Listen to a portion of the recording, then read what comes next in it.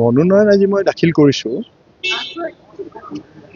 আৰু মনোনয়ন দাখিল মই পুৱাই আমাৰ যিখিনি নিত্য নৈমিত্তিক কাম কৰি প্ৰভু ভগৱন্তৰ চৰণত সেৱা কৰি মাতৃক সেৱা কৰি মই ঘৰৰ পৰা ওলাই আহিছোঁ।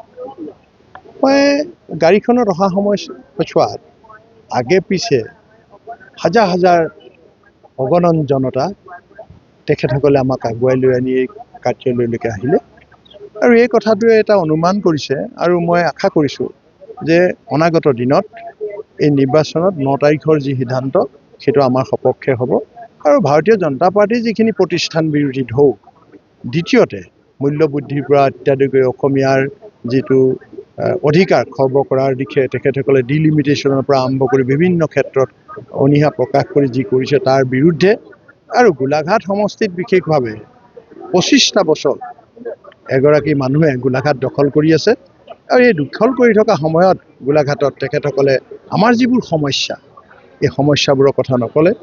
নাগালেণ্ডৰ সীমা সমস্যা 25টা বছৰত, দয়াঙৰ মাতৃৰ প্ৰতাপ এই 25টা বছৰত, আমাৰ ৰেভিনিউ এলেকাত 25টা বছৰত আমি আজুককা দিনৰ পৰা খাই অহা এই মাটিবিলাক দয়াঙৰ মাতৃৰ কথা ডিফৰেষ্ট কৰাৰ কথা আৰু আৰ্থসামাজিক দিশত যুৱকসকলক বা পৰিয়ালবিলাকক আগুৱাই লৈ যোৱাৰ যিবোৰ চিন্তা থাকিব লাগিছিল মানুহগৰাকীক আমি দেখা নাই আৰু শিক্ষা ক্ষেত্ৰত গোলাঘাট অতিকৈ পিছপৰা এই পিছপৰা এই গোলাঘাটখন কেতিয়া ভাল হ'ব সেই কথাটো তেখেতে কেতিয়াও চিন্তা নকৰিলে ইত্যাদি কৰি জুবিন গাৰ্গ ডাঙৰীয়াৰ যি হত্যা চৰকাৰে হত্যা কৰিলে আৰু হত্যাৰ যিটো ন্যায় আজিলৈকে অসমৰ ৰাইজে পোৱা নাই।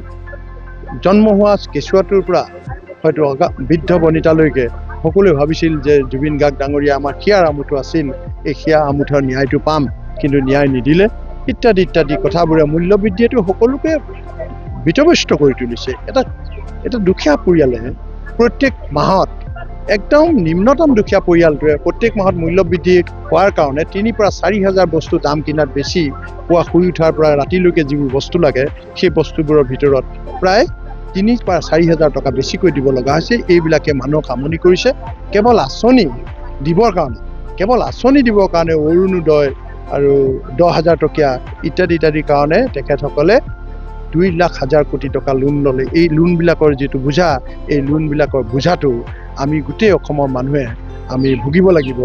হয়তো আমি অসমৰ মানুহে গোটেই কথাখিনি আমি দায়িত্ব ল'ব লাগিব। সেইকাৰণে গোটেইবিলাকৰ পৰা আমাৰ ৰাইজে এইবাৰ পৰিত্ৰাণ পাব বিচাৰিছে আৰু সেই পৰিত্ৰাণৰ বাবে আমি নিশ্চিতভাৱে জাতীয় কংগ্ৰেছ আমি গৌৰৱ গগৈ ডাঙৰীয়াৰ সুশৃংখলিতভাৱে যেনেকৈ আগবাঢ়িছোঁ আমি এই গৌৰৱ গগৈ ডাঙৰীয়াৰ নেতৃত্বত আমি জাতীয় কংগ্ৰেছৰ নিশ্চিত প্ৰতিষ্ঠা কৰিব পাৰিম দিছপুৰত। এই কথাখিনি আমি এতিয়া সলসলীয়াকৈ স্পষ্টভাৱে আমি দেখা পাইছোঁ। যিহেতু 3 গগৈ একত্ৰিতকৰণৰ সম্পৰ্কত বহু কথা ওলাইছিল, কিন্তু এতিয়া 3 গগৈ একত্ৰিত হ'ল, আপোনালোকৰ শক্তি বাঢ়িলে, এই সম্পৰ্কত কি ক'ব? চাওক, গগৈ শব্দটো অসমৰ এটা জাতীয় সত্তা। সেই চুকাফা পাটকাই পৰ্বতেদি নামি হোৱা দিনাৰ বহুদিনৰ পৰাই এই অসমত সৃষ্টি হোৱা গগৈ উপাধিয়ে অসমখনৰ হকে নিশ্চিতভাৱে কাম কৰি আহিছে। এতিয়া অসম স্বাৰ্থৰ কাৰণে অসমীয়াৰ জীয়াই থকাৰ অধিকাৰ দিবৰ কাৰণে 3 গগৈ নিশ্চিতভাৱে আগবাঢ়ি আহিছে আৰু এইটো শুভ লক্ষণ বুলি মই ক'ব খুজিম। Thank U.